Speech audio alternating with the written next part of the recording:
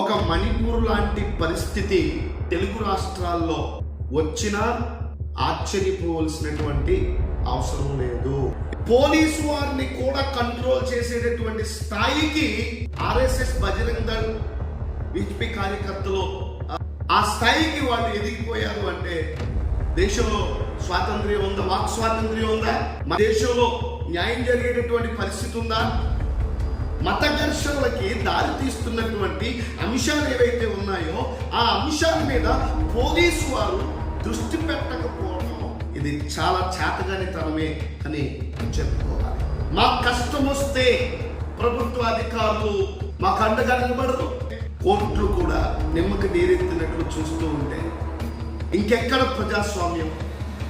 బాధ ఎవరిదైనా ఒక్కటే, అది హిందువులదైనా క్రైస్తవులదైనా ముస్లింలదైనా ఈ దేశంలో నివసిస్తున్న బహుళ జాతి వంశాలకు చెందినటువంటి వారి బాధ ఎవరిదైనా ఒక్కటే. మన తెలుగు రాష్ట్రాల్లో క్రైస్తవుల మీద జరుగుతున్నటువంటి దాడులకు సంబంధించినటువంటి విషయంలో చాలా మంది క్రైస్తవ నాయకులు ఉన్నారు, సంఘ నాయకులు ఉన్నారు. మరి లక్షలాది మంది క్రైస్తవ విశ్వాసాన్ని వెంబడిస్తున్నటువంటి విశ్వాస వీరులు ఉన్నారు.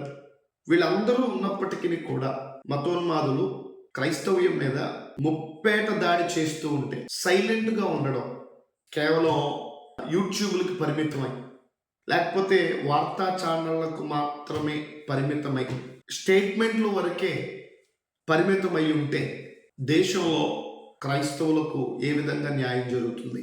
లక్షలాది మంది క్రైస్తవుల నుండి కూడా రోడ్ల మీదకి వచ్చి జరుగుతున్నటువంటి దాడులకు సంబంధించినటువంటి విషయంలో అన్ని ప్రాంతాల్లో ఉన్నటువంటి క్రైస్తవులందరూ ఏకమై ఇలాంటి దాడులు జరుగుతున్నప్పుడు క్రైస్తవులైనటువంటి మన సహోదరుల్ని చంపడానికి ప్రయత్నం చేస్తున్నప్పుడు, భయభ్రాంతులకు గురి చేస్తున్నప్పుడు రేపటి రోజున అదే పరిస్థితి ఇంకెన్ని ప్రాంతాలకు విస్తరిస్తుందనేటువంటిది ఒకసారి ఆలోచించండి. ఈ దాడులు కేవలం ఒక మచ్చుతునకు మాత్రమే. రాబోయే రోజుల్లో ఇంకా మరింత తీవ్ర రూపం దాల్చేటటువంటి దాడులు జరగబోతున్నాయి. ఒక మణిపూర్ లాంటి పరిస్థితి తెలుగు రాష్ట్రాల్లో వచ్చినా ఆశ్చర్యపోవలసినటువంటి అవసరం లేదు. ఈరోజు డినామినేషన్ భేదాలు విడిచిపెట్టండి, సంఘ భేదాలు విడిచిపెట్టండి, ఒకరికొకరు చేయి కలుపుకుని మన యొక్క బాధ, మన యొక్క ఆవేదన ప్రభుత్వాలు గుర్తించేటట్టుగా మనం రోడ్ల మీదకు రాకపోతే క్రైస్తవులకు ఏ న్యాయమో జరగదు. అన్యాయం చేసినోడేమో స్వేచ్ఛగా వదిలేశారు, తలల బద్దలు కొట్టిన వాళ్ళని స్వేచ్ఛగా వదిలేశారు, భయభ్రాంతులకు గురి చేసిన వాళ్ళని స్వేచ్ఛగా వదిలేశారు. మత కల్లోలాలు సృష్టించడానికి ప్రయత్నం చేస్తున్నటువంటి ఈ ఉగ్రవాద మోకలు ఏవైతే ఉన్నాయో, ఉగ్రవాద సంస్థలకు చెందినటువంటి సంఘాలు ఏవైతే ఉన్నాయో వాటి మీద చర్యలు తీసుకోవడం మానేశారు. మతాల మధ్య చిచ్చు పెట్టి మత ఉద్రేకతల్ని రెచ్చగొట్టేటటువంటి విధంగా మాట్లాడేటటువంటి వ్యక్తులు ఎవరైతే ఉన్నారో అలాంటి వ్యక్తుల మీద నిషేధం విధించాల్సింది పోయి, అలాంటి వ్యక్తుల్ని అదుపు చేయాల్సింది పోయి, ఈరోజు అన్యాయం జరిగినటువంటి ప్రజల పక్షాన నిలబడి అక్కడికి వెళ్ళినటువంటి వ్యక్తుల్ని అడ్డుకుని ఎవరూ అక్కడికి వెళ్లకుండా అక్కడ ఉన్నటువంటి వ్యక్తుల్ని పరామర్శించకుండా 144 సెక్షన్లు విధించి ప్రభుత్వాలు చేస్తున్నటువంటి పనితీరు ఏంటి? అన్యాయం అయిపోతున్నటువంటి వారిని ఇంకా అన్యాయానికి, అణిచివేతకి గురి చేసేటటువంటి చర్యలే కదా ఈరోజు ప్రభుత్వాలు చేస్తున్నాయి. ఇంకొక విషయం ఏమిటంటే, జనవాడ విషయాన్ని మర్చిపోకముందే 11వ తారీఖున వెలుదురులో ఆర్ఎస్ఎస్ కి సంబంధించినటువంటి వాళ్ళు, బజరంగ్ దళకు సంబంధించినటువంటి వాళ్ళు, బీజేపీ కార్యకర్తలు 2 పాస్టర్స్ని అడ్డుకుని వాళ్ళని చితక్కొట్టేసి వారి కాలు ధ్వంసం చేసి దేశంలో, రాష్ట్రంలో ఎలాంటి భయానకమైనటువంటి పరిస్థితులకి ప్రజానికాన్ని దిగజార్చేటటువంటి పరిస్థితి చేస్తున్నారని ఒకసారి ఆలోచించండి. పోలీసు వారు కూడా ఇటువంటి చర్యలకు పాల్పడుతున్నటువంటి వ్యక్తుల మీద చర్యలు తీసుకోకుండా పోలీసు వారిని కూడా కంట్రోల్ చేసేటటువంటి స్థాయికి ఆర్ఎస్ఎస్ బజరంగ్ దళ్ విహెచ్పి కార్యకర్తలు ఆ స్థాయికి వాళ్ళు ఎదిగిపోయారు అంటే దేశంలో స్వాతంత్ర్యం ఉందా? వాక్ స్వాతంత్ర్యం ఉందా? మత స్వేచ్ఛ ఉందా? అణగారిన వర్గాలకి ఈ దేశంలో న్యాయం జరిగేటటువంటి పరిస్థితి ఉందా? ఆలోచించండి. మరలా 11వ తారీఖు విషయం గడవక ముందే 16వ తారీఖున భద్రాద్రి కొత్తగూడెంలో అర్ధరాత్రి చర్చను తగలబెట్టేశారు.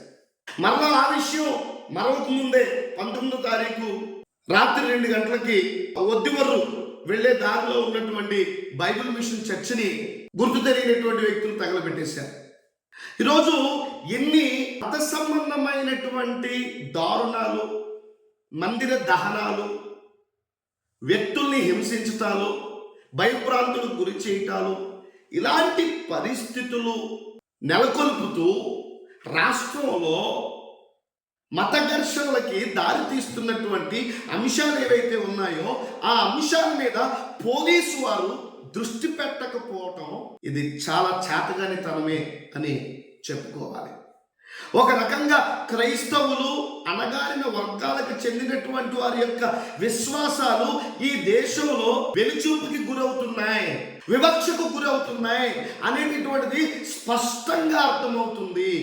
మా కష్టం వస్తే ప్రభుత్వ అధికారులు మాకు అండగా నిలబడరు, చట్టాలు మాకు ఏమాత్రము వర్తించవు, మాకు ప్రాణాపాయకరమైనటువంటి పరిస్థితులు వస్తే ఒక ఎమ్మెల్యే ప్రజాప్రతినిధి రాడు, ఒక ఎంపీ రాడు, ఒక మంత్రి గారు రారు.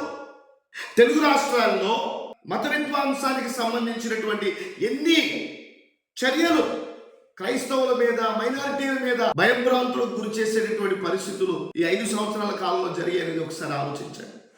ఎన్ని సమస్యలకి న్యాయం చేయగలిగారు? అల్లరి మోకల్ని అదుపు చేయగలిగారా? మత విద్వేషాల్ని రెచ్చగొడుతున్నటువంటి వ్యక్తులకు సంబంధించినటువంటి సంస్థల్ని అదుపు చేయగలిగారా?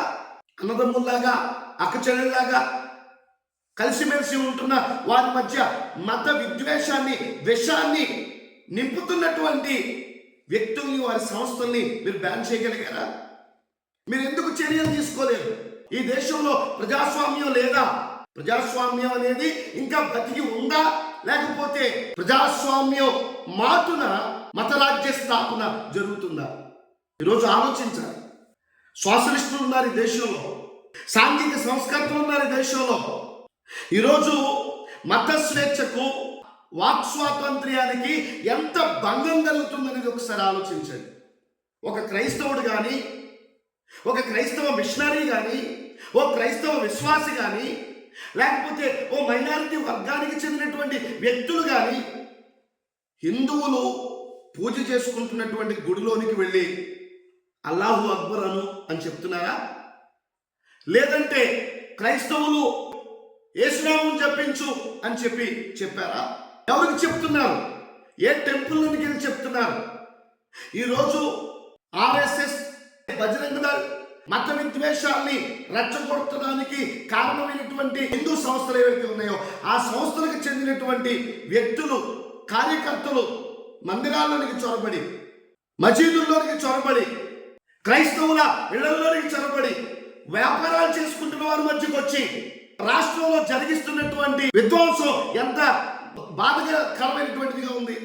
ఇలాంటి భయానకమైనటువంటి వాతావరణం తెలుగు రాష్ట్రాల్లో నెలకొంటూ ఉంటే, కోర్టులు కూడా నిమ్మకి నీరెత్తినట్లు చూస్తూ ఉంటే ఇంకెక్కడ ప్రజాస్వామ్యం, ఇంకెక్కడ ఈ దేశంలో న్యాయం జరిగేటటువంటి పరిస్థితి అణగారిన వర్గాల వారికి ఉంది? ఆలోచించండి. కనీసం ఈ దేశంలో న్యాయస్థానాలు ఉన్నాయి అంటే న్యాయస్థానాల ద్వారానైనా మాకు జరుగుతున్నటువంటి అన్యాయానికి న్యాయం జరుగుతుందేమోనని ఆ ఆశతో ఎదురు చూస్తూ ఉంటే మాకు అక్కడ కూడా న్యాయం జరగకపోతే ఈ దేశంలో అణగారిన వర్గాలకు చెందినటువంటి వారమైన మేము, మైనారిటీలుగా బ్రతుకుతున్నటువంటి మేము, మెజారిటీల మధ్య ప్రాణాపాయంతోనూ, ప్రాణభయంతోనూ మా బిడ్డలతో, మా కుటుంబాలతో ఈ దేశంలో బ్రతకాల్సినటువంటి పరిస్థితి మాకు ఎందుకు వచ్చింది? ఒక్కసారి ప్రతి ఒక్కరు కూడా ఈ విషయాన్ని బట్టి ఆలోచించాలి. మీకు అంతర్వేదిలో 2-3 సంవత్సరాల కిందట రథం తగలబడిపోతే అక్కడికి వందలాది మంది హిందువులు, హిందూ పరిరక్షణ సమితికి చెందినటువంటి వారు, విశ్వ హిందూ పరిషత్ వారు, అలాగే కొన్ని రకాలైనటువంటి సంస్థలకు చెందినటువంటి వారు, అనేక మంది వేలాది మందిగా గుమికూడితే అక్కడికి ఎమ్మెల్యే గారు వెళ్ళారు, ఈ రాష్ట్ర మంత్రి గారు వెళ్ళారు, అక్కడ ఉన్నటువంటి ఎంపీ గారు వెళ్ళారు. వెళ్ళి వాళ్ళను పరామర్శించి మేమున్నాం, మీకు అండగా ఉంటాం, దోషుల్ని కఠినంగా శిక్షిస్తాం, తగలబడిపోయినటువంటి రథానికి బదులుగా ప్రభుత్వమే ఆ ఖర్చులు భరించి ఒక అద్భుతమైన అంగరంగ వైభవంతో కూడినటువంటి రథాన్ని చేయిస్తామని చెప్పి ప్రభుత్వ పెద్దలందరూ వెళ్ళి అక్కడ కూర్చుని పంచాయతీ చేసి వాళ్ళని ఒప్పించి వాళ్ళకి అంత రాచ మర్యాదలు చేశారే. చెయ్యొద్దని మేము అనటం లేదు, చెయ్యాలి. బాధ ఎవరిదైనా ఒక్కటే, అది హిందువులదైనా, క్రైస్తవులదైనా, ముస్లింలదైనా, ఈ దేశంలో నివసిస్తున్న బహుళ జాతి వంశాలకు చెందినటువంటి వారి బాధ ఎవరిదైనా ఒక్కటే. కానీ హిందువులకు ఒక న్యాయం, క్రైస్తవులకు ఒక న్యాయం, ముస్లింలకు ఒక న్యాయం, ఇలాగా విభజించి చూసేటటువంటి పద్ధతి ప్రభుత్వానికి ఉంటే అది వివక్షగా ఎంచబడదా? అది వివక్ష కాదా? మీరు కేవలం ఒక వర్గానికి మాత్రమే పాలకులా? ఇక మిగతా వారికి పాలకులు కాదా? ఒక వర్గానికి చెందినటువంటి బాధే మీ కళ్ళకు కనిపిస్తుందా? అప్పుడు మీ ప్రభుత్వ యంత్రాంగం అంతా అక్కడ కూర్చుంటుందా? వాళ్ళను వాదాలుస్తుందా? అయితే ఈ దేశంలో క్రైస్తవులు పౌరులు కాదా? క్రైస్తవుల బాధ కాదా?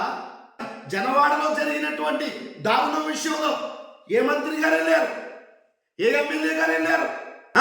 మరి ఒద్దుపల్లిలో బైబిల్ మిషన్కి సంబంధించిన చర్చిని తగలబెట్టేస్తే, రోడ్డు వారినటువంటి చర్చిని తగలబెట్టేస్తే, మరి ఎమ్మెల్యే గారికి క్రైస్తవుల మీద జరిగిన దాడి ఆయనకి పట్టదా?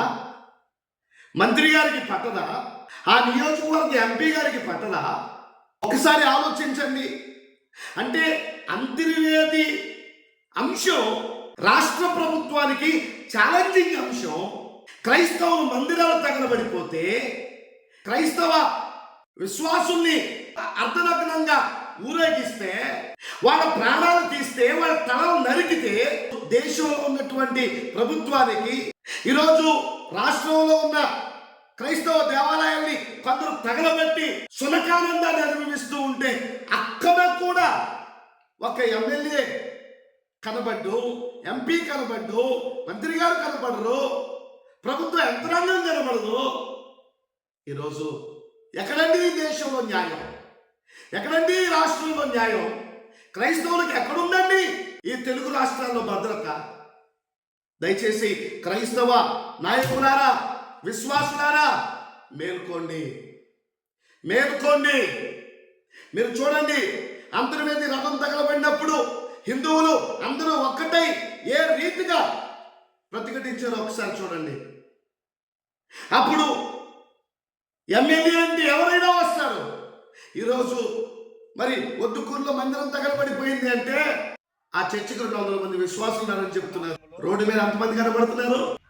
ఒద్దుకూరులో కేవలం బైబిల్ మిషన్ చర్చే ఉందా? ఇంక ఇతర సంఘాలు లేవా? ఇతర సంఘ కాపరులు లేరా? సంఘ విశ్వాసులు లేరా? వాళ్ళందరూ ఏమయ్యారు? వాళ్ళందరూ ఎందుకు రోడ్లు ఎక్కలేదు? అంటే సమస్య వారి సంఘాన్ని కాదా? నేను క్రైస్తవును అని చెప్పుకునే ప్రతి ఒక్కరూ కూడా నీ విశ్వాసానికి, నీ నమ్మకానికి దెబ్బ తగిలినప్పుడు, నీ నమ్మకాన్ని అణచివేయడానికి, సమాధి చేయడానికి, పాత్ర వేయడానికి కొంతమంది వ్యక్తులు నడుం కట్టుకుని పనిచేస్తున్నప్పుడు, నీకింకా చీము కుట్టినట్టుగా కూడా లేకపోతే, నువ్వింకా మేలుకోకపోతే, నిన్న జనవాడైంది, భద్రాద్రి కొత్తగూడెం అయింది, ఒద్దుకూరైంది, రేపొద్దున్న మీ ప్రాంతాల్లో ఏదో ఒక ప్రాంతం అవుతుంది. అలాగా మొత్తం తెలుగు రాష్ట్రాలను చుట్టూ వేసేటటువంటి ఒక భారీ కుట్ర అయితే జరుగుతూ ఉంది. మేల్కోండి, దయచేసి మేల్కోండి.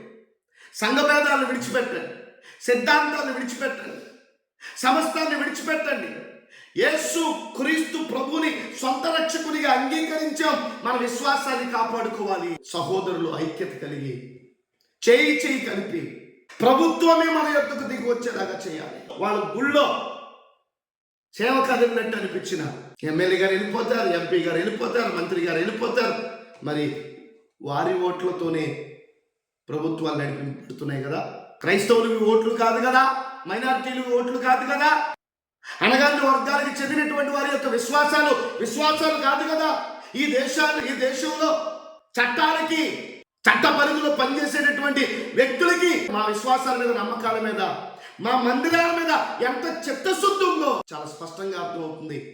దయచేసి క్రైస్తవులారా మేల్కోండి, సంఘటితంగా ఏకం కావాలి, కలిసి ఒక్కటైతే. ఏ సేవకుడి మీద దెబ్బపడినా, ఏ మందిరాన్ని టార్గెట్ చేసినా అది నా దేవుని మందిరం అని చెప్పి భావించి అందరూ బాధ్యతగా పనిచేస్తే ఖచ్చితంగా ఈ దేశంలో మెజారిటీలుగా పిలువబడుతున్నటువంటి వారికే కాదు, మైనారిటీలుగా ఉన్నటువంటి మనకు కూడా హక్కు ఉంది. చట్టం మన పక్షంగా కూడా పని చేయాల్సినటువంటి ఆవశ్యకత ఉంది అనేటటువంటిది మనం నిరూపించాలి, నిజం చేసి చూపించాలి. అంటే అందరం కథం తొక్కి ముందుకు రావాలి. కనీసం కొంచెం కూడా బాధ లేని, పౌరుషం లేని, రోషం లేని వ్యక్తులుగా ఉండొద్దు. మన దేవుడు రోషం గల దేవుడు. ఆయన పిల్లలమైనటువంటి మనం కూడా రోషం గల వారమై ఉండాలి ఆయన కొరకు, ఆయన నామం కొరకు.